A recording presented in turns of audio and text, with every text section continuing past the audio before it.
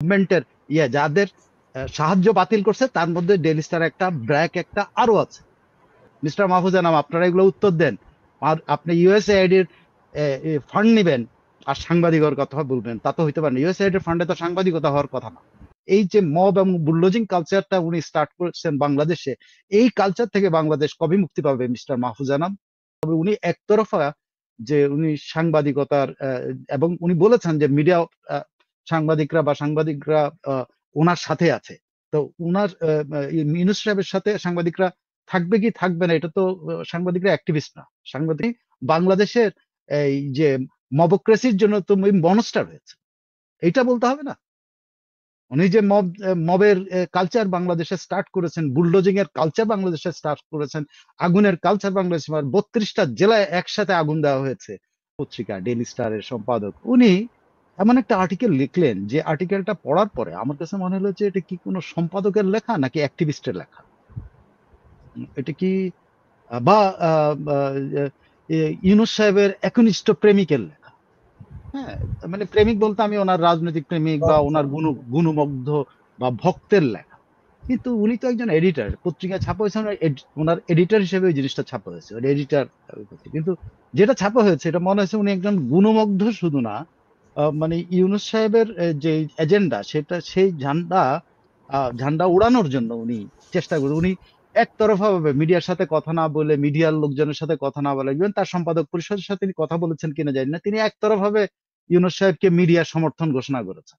মানে কার সাথে কথা বলে মিডিয়ার সমর্থন ঘোষণা করছেন আমি জানি না। হ্যাঁ, মানে আমার ধারণা উনি কারোর সাথে কথা না বলে এটা উনি একতরফা বলে, এগুলা উনি আগেও লিখেছেন এরকম। তো সেটা হয়তো তখন ইউনূস সাহেবের জন্য, তখন অন্য কোনো সাহেবের জন্য লিখেছেন বা অন্য কোনো ব্যক্তিগতের জন্য লিখেছেন। তো এই জিনিসগুলো আমরা যদি সেগুলো কোট করতে যাই, এগুলো খারাপ। আমরা ওনাকে কোট করছি না, তবে উনি একতরফা যে উনি সাংবাদিকতার এবং উনি বলেছেন যে মিডিয়া সাংবাদিকরা ওনার সাথে আছে।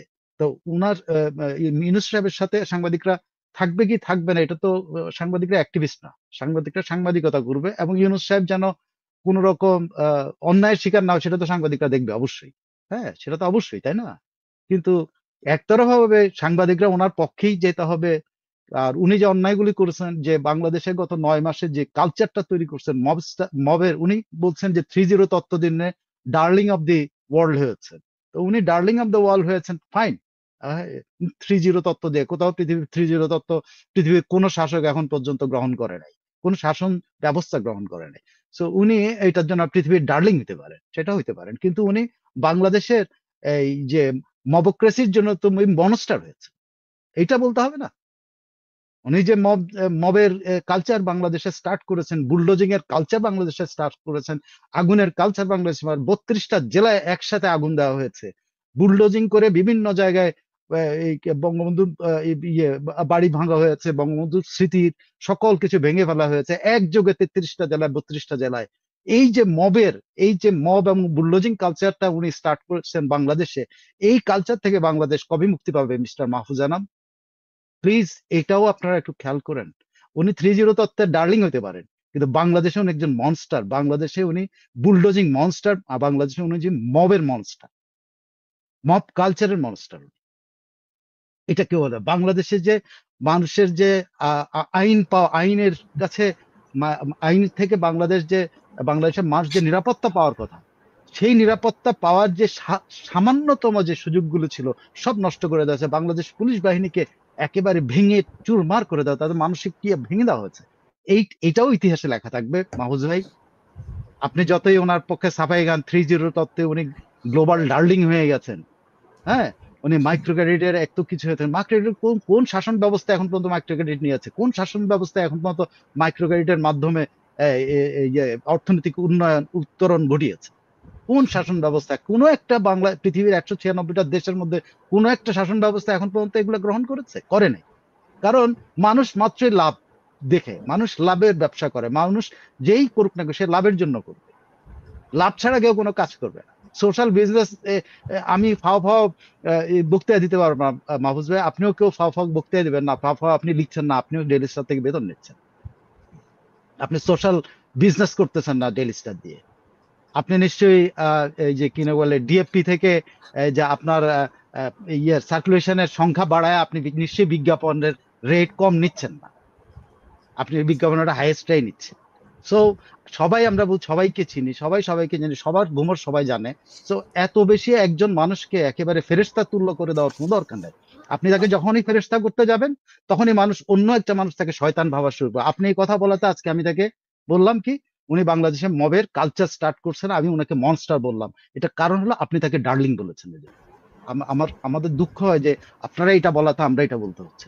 সেই যে এই যে মাঝখানে সাংবাদিকতাটাকে রক্ষা করেন, এবং কাউকে সমর্থন আপনি করতে পারেন, সেটা আপনার নিজস্ব ব্যাপার। কিন্তু আপনি পত্রিকার এডিটর হয়ে আপনি একজন এডিটোরিয়াল লিখে ফেলবেন, বা আপনি একটা পোস্ট এডিটোরিয়াল লিখে ফেলবেন, আপনি কলাম লিখে ফেলবেন, এবং সকল সাংবাদিকের দায় দায়িত্ব আপনি নিয়ে নিচ্ছেন। আপনাকে কে লিডারশিপ দিয়েছে? আপনি জানেন, আপনি বিপুল, আমি আপনাকে একটা তথ্য দেই। আমি আজকে ওনার এই আর্টিকেল, আজকে একটা তথ্য দেই।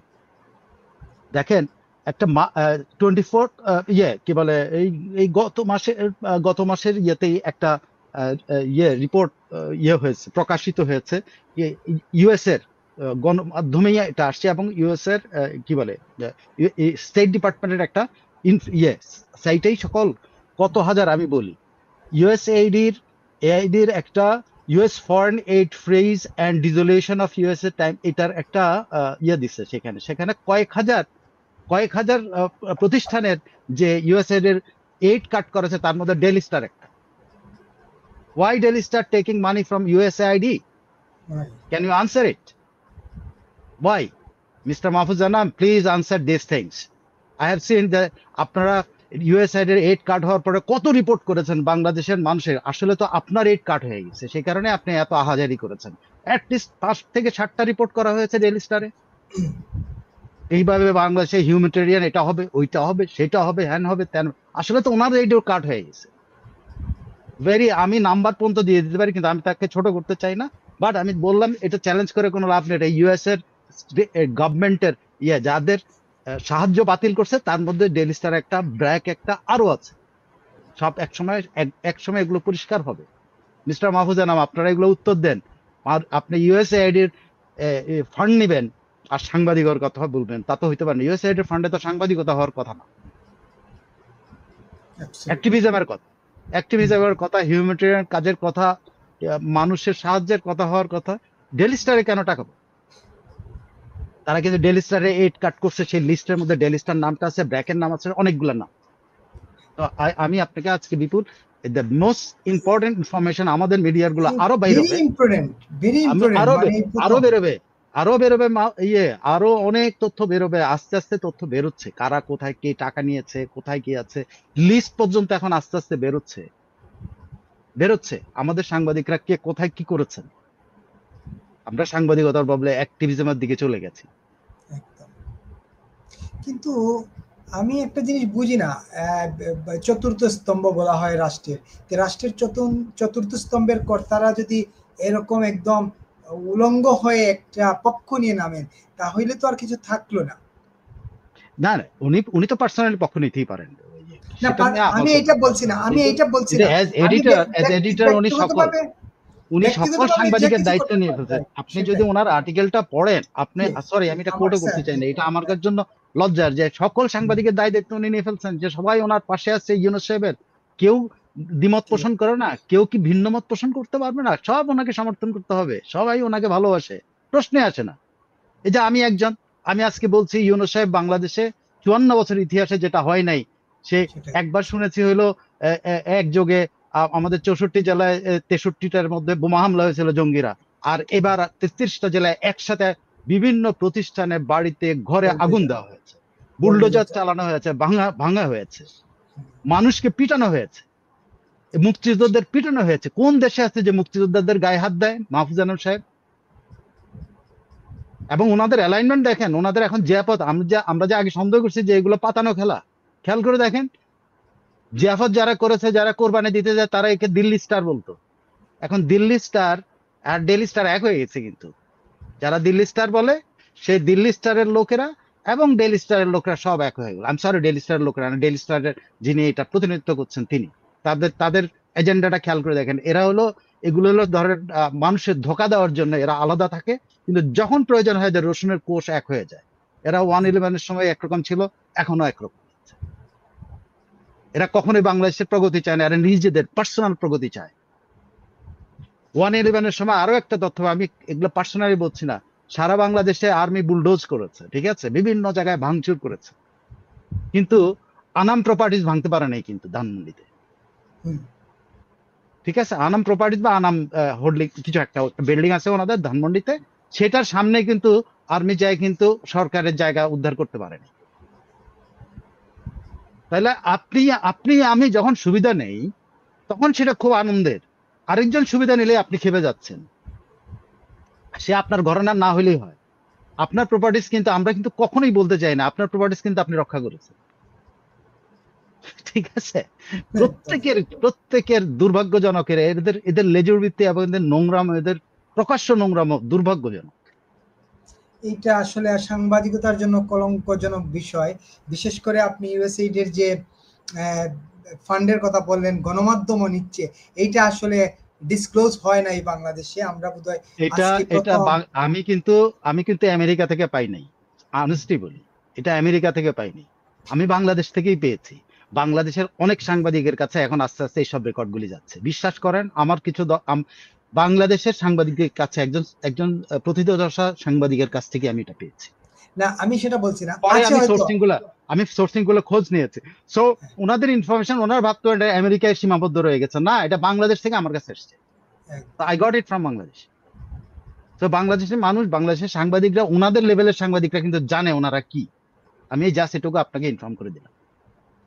আমরা কেউ, আমাদের চক্ষু লজ্জা ছিল বলে আমরা বলি নাই যে 1/11-এর সময় বুলডোজ দিয়ে অন্যদের জায়গা, ফুটপাত থেকে সরকারের জায়গা উদ্ধার করেছে, কিন্তু ওনাদের আনাম বিল্ডিং কিনে কিন্তু উদ্ধার করতে পারে নাই। আমরা কিন্তু লজ্জায় বলতে পারিনি, আমরা লজ্জায় বলতে পারি কারণ আমাদের সাংবাদিক। কিন্তু এখন না বললে তো উপায় নাই।